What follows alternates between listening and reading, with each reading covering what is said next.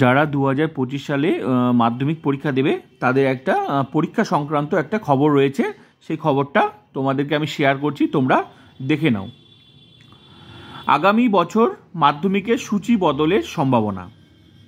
যে একটা খবর বেরিয়েছিল যে পরীক্ষার ডেট ঘোষণা করা হয়েছে, সেই ডেটে কিছু পরিবর্তন হতে চলেছে, সম্ভাবনা রয়েছে।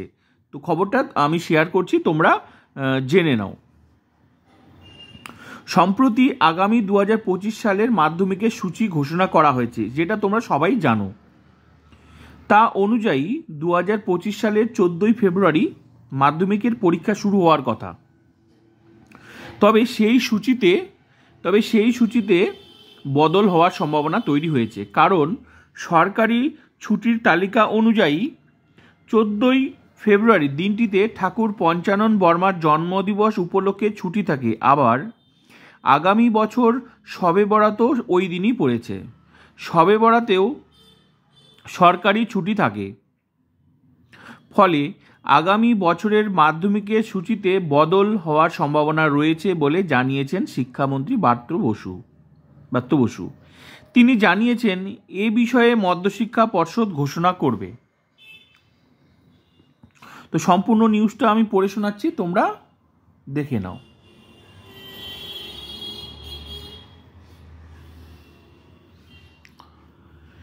সোমবার এ বছরের মাধ্যমিক পরীক্ষা শেষের দিনই আগামী বছরের মাধ্যমিক পরীক্ষার সূচি ঘোষণা করেছিলেন শিক্ষামন্ত্রী ব্রাত্য বসু।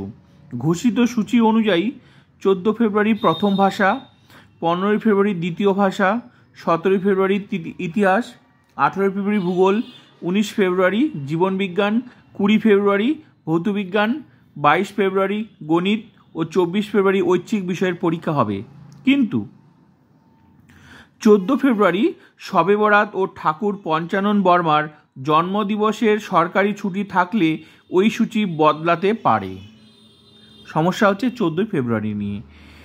এদিকে চলতি বছরে উচ্চ মাধ্যমিক পরীক্ষা শুরু হচ্ছে 16 ফেব্রুয়ারি শুক্রবার থেকে,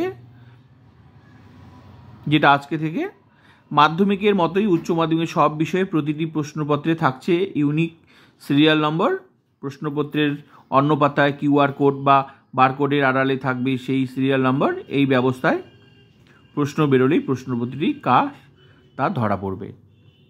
তো এই হলো তোমাদের মাধ্যমিকের কোন দিন ডেট পরিবর্তন হতে পারে সেটা জানিয়েছে। ঠিক আছে, তো এই খবরটাই হচ্ছে তোমাদেরকে জানানো ছিল, আমি তোমাদের জানালাম।